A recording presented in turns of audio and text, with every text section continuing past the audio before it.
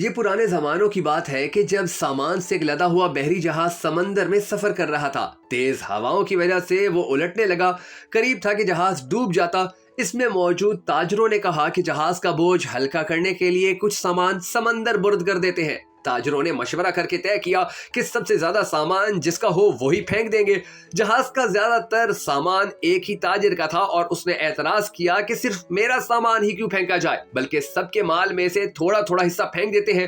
مگر دوسرے مالدار لوگوں نے زبردستی اس نئے تاجر کو سامان سمیت سمندر میں پھینک دیا۔ خدا کی شان کے سمندر کی موجیں اس تاجر کے ساتھ کھیلنے لگیں اور اسے اپنی ہلاکت کا یقین ہونے لگا۔ اسی دوران مسلسل پانی میں رہنے کے باعث وہ بے ہوش ہو گیا، اور جب اسے ہوش آیا تو کیا دیکھتا ہے کہ لہروں نے اسے ساحل پر پھینک دیا ہے۔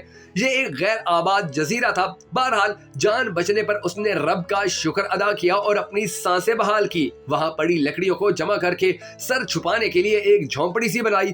اگلے دن اسے کچھ خرگوش بھی نظر آئے اور ان کا شکار کر کے وہ کئی دن گزر بسر کرتا رہا۔ ایک دن ایسا ہوا کہ وہ کھانا بنا رہا تھا کہ اس کی جھونپڑی کو اچانک آگ لگ گئی۔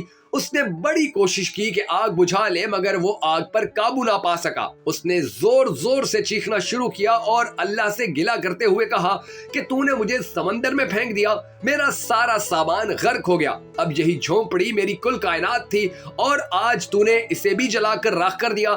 یہ شکوہ کر کے وہ روتے روتے خالی پیٹ سو گیا، مگر جب صبح ہوئی تو وہ اچانک جاگا اور اس نے جو منظر دیکھا تو وہ انتہائی حیران کن تھا۔ ایک کشتی ساحل پر لگی تھی اور ملاح اسے لینے آئے تھے۔ اس نے ملاحوں سے پوچھا کہ تمہیں میرے بارے میں کیسے پتا چلا؟ تو انہوں نے جواب دیا، وہ انتہائی حیران کن تھا۔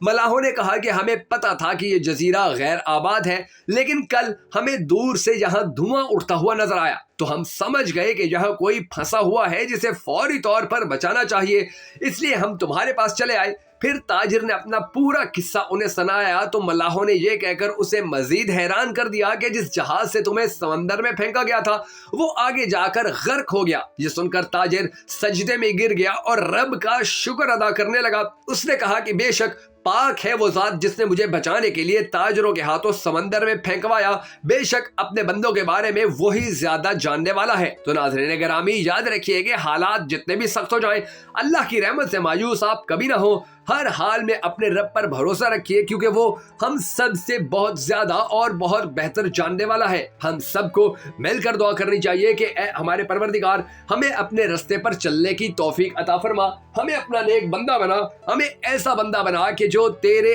پسندیدہ ہو، اور آنے والے وقت کے اندر ہم صرف اور صرف تیری عبادت کریں تاکہ دنیا اور آخرت دونوں میں کامیابی ہمارے مقدر میں ٹھہرے۔ اگر آپ بھی اللہ کی قدرت کا یہ حسین واقعہ ہر مسلمان تک پہنچانا چاہیں تو ہماری اس ویڈیو کو شیئر کرنا ہرگز مت بھولیے گا۔